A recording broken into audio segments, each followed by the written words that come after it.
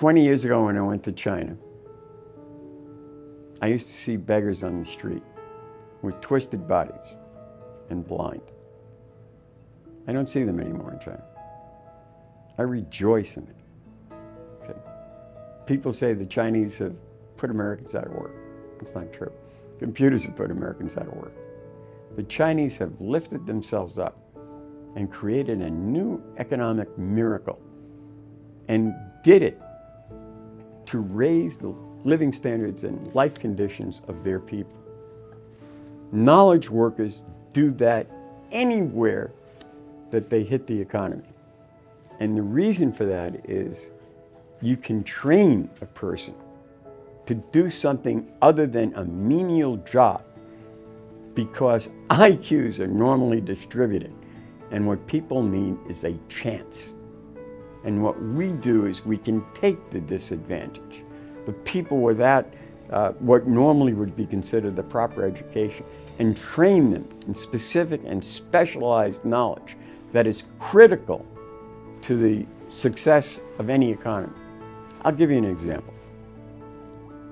The Chinese have data which is confusing because of their lunar calendar. Now, what the heck does that mean?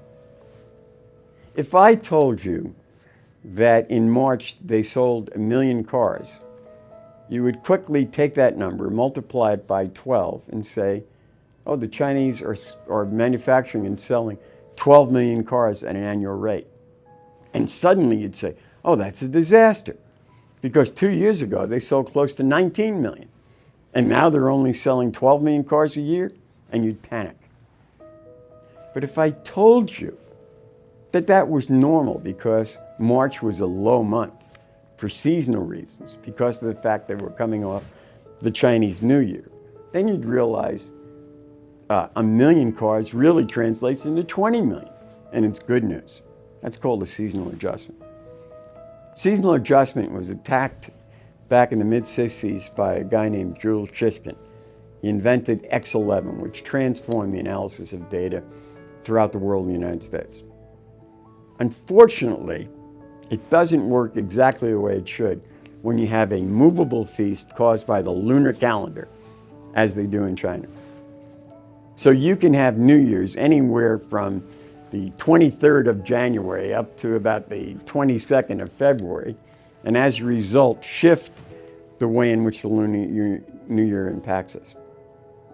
I took a guy who was a high school graduate, didn't have any training in quantitative economics, and 6 months later he had 2 master's degree students working for him as he figured out how to show the Lunar New Year inside of Shishkin's X11 method.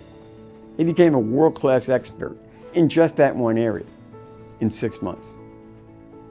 And he's worth his weight in gold to anybody who needs to do that. We can do that for everybody. I was on an aircraft carrier off Norfolk, and there was 5,000 men aboard. It was fully loaded with all the airplanes.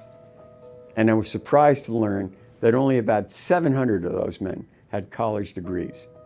And yet that aircraft carrier was propelling itself at close to 40 knots across the world. And it was the size of the Sears Tower.